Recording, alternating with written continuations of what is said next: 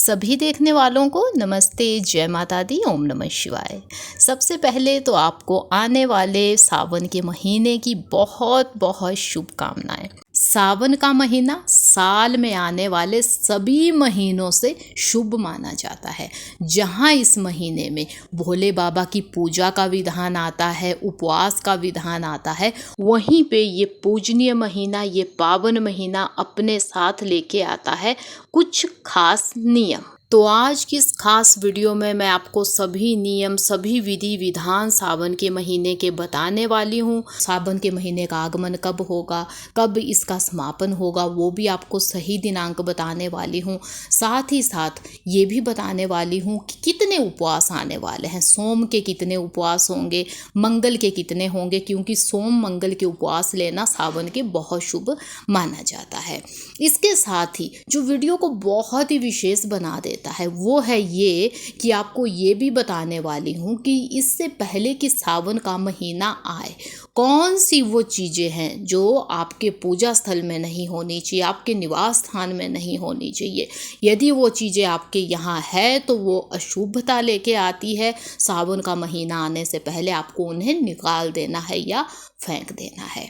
तो आपको एक छोटी सी वीडियो अंत तक देखनी है, ध्यान से सभी बातें सुननी है ताकि भूल से आपसे कोई गलती ना हो जाए। आइए चलते हैं अब सब कुछ जानने। सबसे पहले जान लीजिए कि इस साल सावन का आगमन कब से होने वाला है, कब इसका समापन होगा। आने वाली 30 जुलाई से सावन का आगमन हो जाएगा, वहीं पे 28 अगस्त तक सावन चलेगा। आइए अब आपको बता देती हूँ कि ये सावन महीना है, उसमें जो उपवास आने वाले हैं, जो विशेष होता है मंडे का उपवास जो भोले बाबा के लिए लिया जाता है, वो कब आएगा, कितने होंगे।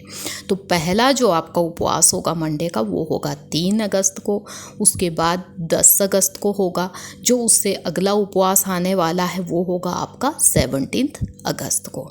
अब है जो लास्ट यानी कि अंतिम जो आपका उपवास होगा वो होगा 24 अगस्त को। उसके बाद विशेष होता है मंगल का उपवास।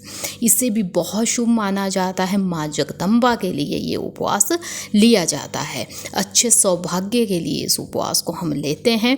तो ये भी बता देती हूँ कि कब कब आने वाले हैं। तो पहला जो आपका होगा वो 4 अगस्त को आएगा, मंगल है उस दिन। उसके बाद 11 अगस्त को, उसके बाद 18 अगस्त को जो लास्ट है उपवास आपका या जो अंतिम उपवास होगा वो होगा आपका 25 अगस्त को। तो ये खास उपवास होते हैं जो लिए जाते हैं सावन के महीने में। चलिए अब चलते हैं ये जानने कि पूजा विधि आपकी कैसी होनी चाहिए भोले बाबा के लिए सावन के महीने में। तो देखिए, इस शुभ महीने में आपको सुबह जल्दी उठना चाहिए, स्नान आदि से मुक्त होकर साफ सफाई का ध्यान आपको विशेष देना चाहिए। इस महीने में पूजा स्थल को साफ कीजिए। उसके बाद आप चौकी भी सजा सकते हैं, पूजा स्थल पे भी पूजा की जा सकती है। आसपास कहीं पे शिवालय है, यदि वहाँ जा सकते हैं तो वो भी बहुत ही शुभ माना जाता है। पूजा का संकल्प लेना भी बहुत आवश्यक होता है, तो आप संकल्प भी पूजा का ले सकते हैं। अब बताती हूँ आपको एक खास चीज़ जो बहुत ही शुभ मानी गई है सावन के महीने के लिए, वो है शिवलिंग पे कुछ चीज़ें चढ़ाना, जिनमें पहला नाम आता है पंचामृत का, जो 5 चीज़ों से बनती है, जिसमें दूध होता है, दही होता है, शक्कर होती है, घी होता है, साथ में शहद होता है। इन 5 चीज़ों को मिला के पंचामृत बनता है। यदि ये आप सच्चे मन से शिवलिंग पे चढ़ा देते हैं तो बहुत शुभ माना जाता है। इसके साथ साथ ही आप बेल के जो पत्ते होते हैं या बेल का फल मिल जाए उसे चढ़ाना भी बहुत शुभ माना गया है। फूल भी आप चढ़ा सकते हैं। यहाँ तक कि यदि शिवलिंग पे आप केवल एक पानी का लोटा भी सच्चे मन से चढ़ा देते हैं ना, तो भोले बाबा तो उससे भी खुश हो जाते हैं। यदि आपका मन सच्चा है, आप सच्चे इंसान हैं, आपकी आस्था सही है, तो एक पानी का लोटा भी भगवान जी तक पहुंचेगा ही पहुंचेगा। वो भी बहुत ही शुभ माना जाता है, तो ऐसा भी किया जा सकता है। उसके बाद भोग अब हम भोले बाबा को क्या चढ़ाएं। तो सावन के महीने के जो शुभ भोग माने जाते हैं वो होते हैं दूध से बने हुए मिष्ठान। तो यदि दूध से बनी हुई चीज़ें आप कुछ बना के चढ़ा सकते हो वो बहुत शुभ है। मौसमी फल चढ़ाना अत्यंत शुभ माना जाता है। यहाँ तक कि आप मेवे भी चढ़ा सकते हैं। इसके साथ साथ ही मालपुआ चढ़ाना भी बहुत शुभ माना जाता है। तो ये कुछ चीज़ें हैं जो हमें भोग लगानी चाहिए। लगाने को 56 भोग भी आप लगा सकते हैं या इनमें से कोई 1 या 2 भोग भी लगा सकते हैं जो आपसे बन सकता हो। लेकिन ये जानना आपके लिए विशेष हो जाता है कि कौन सा भोग हमें भोले बाबा को नहीं लगाना है, क्या है निषेध, ये जानना आवश्यक होता है। तो मैं आपको बता दूं कि तुलसी का पत्ता भगवान शिव के भोग में नहीं लगाया जाता है। जो तुलसी है वो भोले बाबा के लिए निषेध होती है। तो आप जो भी भोग लगाएं ये ध्यान दें कि तुलसी का पत्ता गलती से भी उसमें ना मिलाएं। बस आपको ये ध्यान देना है। इसके अलावा सभी भोग आप लगा सकते हैं। आइए अब वीडियो के अंत में जान लीजिए कि कौन सी वो अशुभ चीज़ें हैं जो सावन का महीना आने से पहले पहले आपको पूजा स्थल से भी उठा देनी है, अपने निवास स्थान से उठा के उन्हें फेंक दीजिएगा। वो बहुत ही अशुभ होती है। जिसमें पहला नाम आता है, यदि आपके पूजा स्थल पे कोई फोटो कैलेंडर कोई फटा हुआ है, कुछ चीज़ें खंडित है, तो वो शुभ नहीं मानी जाती है। उन्हें वहाँ से उठा दीजिए।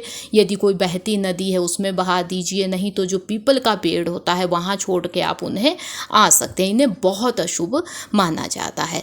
उसके बाद यदि कोई टूटा हुआ कांच आपके यहाँ है, कभी ऐसा होता है कोई कांच की चीज़ टूट जाती है, हम उसे फेंकना भूल जाते हैं, तो ध्यान दे, साफ सफाई कीजिए अपने निवास स्थान में, पूजा स्थल पे यदि कोई कांच की चीज़ें टूटी हुई मिलती है तो उन्हें फेंक दीजिएगा, वो अशुभ मानी जाती है।